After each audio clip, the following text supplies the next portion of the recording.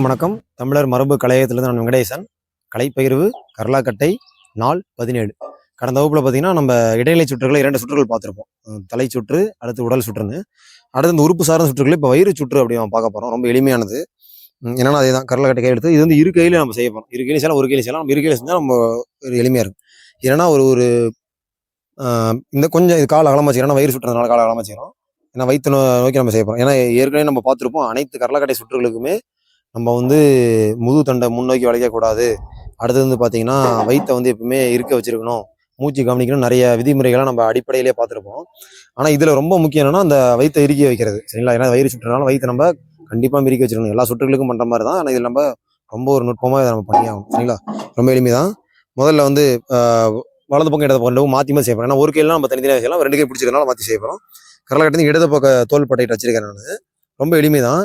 இது வரும்பொழுது நம்ம இடுப்பாவது முதுகை வளைக்காம இடுப்பை மட்டும் லேசாக முன்னாடி வளைக்க போகிறோம். அப்போ வளைக்கும் போது கால் தேவை இருந்தால் லேசாக மடக்கிக்கலாம், இல்லைனா விடலாம். சரிங்களா?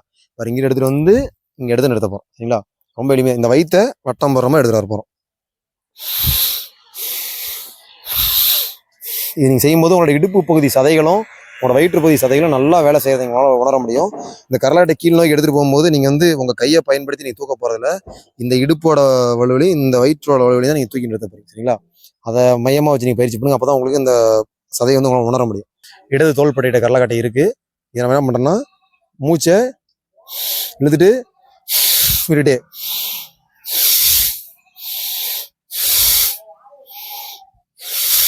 இது செய்யும்போது என்னன்னா உங்களோட பின் முதுகு பகுதிகள், இந்த பின் முதுகு பகுதிகளும் உங்களோட இடுப்பு பக்கவாட்டு பகுதியிலும் வயிற்று பகுதியும் நல்லா வேலை செய்யும். நான் பின்னோக்கி வரதை செஞ்சு கட்டுறேன் பாருங்க.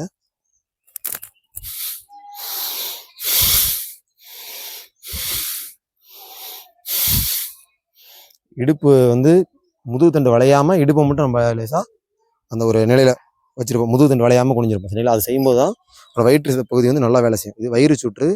இது நீங்கள் ஒற்றை கையிலையும் செய்யலாம். எப்படின்னு பார்த்தீங்கன்னா இப்படி இருக்கு கரலா கட்டுறதுக்கு.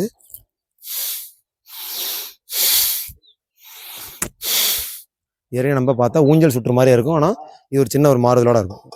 முழு கவனமும் அந்த வயிற்று மேலே இருக்கும். சரிங்களா? அதே மாதிரி இந்த வயிறு சுற்றுக்கு வந்து நீங்கள் முடிஞ்ச வரைக்கும் எடை அதிகமான கரலையும் உயரம் அதிகமான ஒரு தொப்பை கரலையாக இருக்கலாம், இல்லை ஒரு புடி கரலை, அந்த மாதிரி உயரம் கொஞ்சம் குறைவான கை கரலை விட கொஞ்சம் குறைவான கரலையை நீங்கள் பயன்படுத்தினீங்கன்னா இன்னும் உங்களுக்கு எளிமையாகவும் அந்த சுற்றுக்கான வலிமையோட உணர முடியும். சரிங்களா? தொடர்ந்து பயணிப்போம். தமிழர் கலைகள் கற்போம். தமிழர் மரபை மீட்போம். நன்றி, வணக்கம்.